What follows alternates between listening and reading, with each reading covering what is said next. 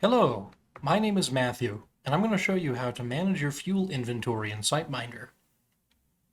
In Siteminder, you can use fuel inventory tracking to track fuel purchases, record tank volumes, and create reports. Let's take a look at how it works.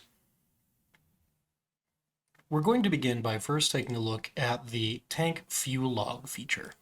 This is a feature that allows us to record what the level of the tank is at a given date and time.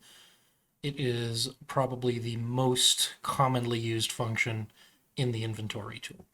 So the way that we use this is once we're inside of the tool, we can add a new fuel log by pressing this button here. In this dialog box, we're going to indicate which site we're working with. So I'm going to choose Matthew's site. We choose a tank. You may have multiple tanks if you have multiple different fuel types at your site. We're going to set a reading date. This is important because it will actually calculate the volume of the tank on subsequent fuel purchases based on what time you put. In the total volume field, we're going to put whatever the stick reading gave us. Let's say it was 12,000 gallons. The temperature is optional. You can put it if you'd like. Let's say it was 70 degrees. The initials, you're going to put your initials, and then notes. This is a required field. If you don't have any notes, you can just put no notes. And we're going to click update. That will save the entry, and now we can see it is recorded.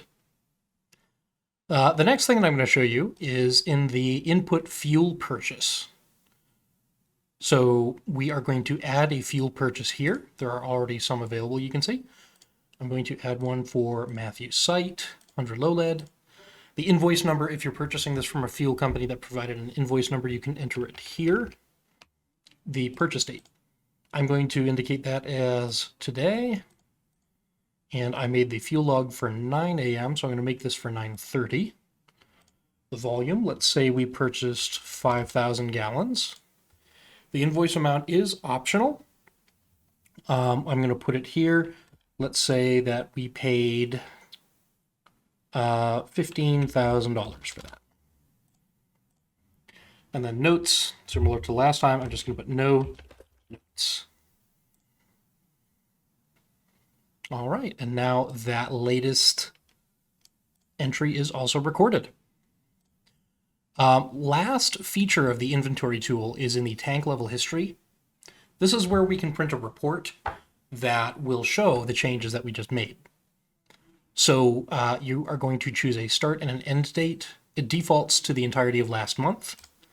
I'm going to set it to be the entirety of this current month, which is April 2024.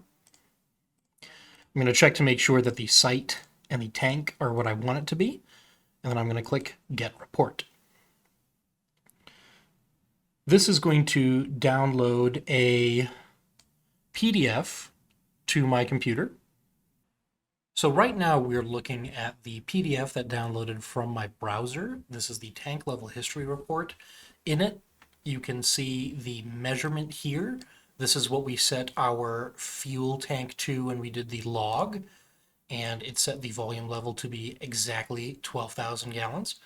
Up here, we can see the 5,000 gallons that we added from fuel purchases, and that brought the total up to 17,000 gallons. Please keep in mind, if you are in Canada and working with liters, our system isn't necessarily going to distinguish between them. Here, if your system is in liters, you'll put the numbers in just like you do for gallons. Additionally, what this tank level history report will show in a live customer example is all of the transactions, the customer transactions that have taken fuel out of this tank. So in a live example, you would be able to see all of the customer transactions that happened between 9 a.m. and 9:30, as well as before and after, that would have affected the volume level as well. So it's giving you an overall look at how your tank level changes over time. This concludes the fuel inventory tutorial.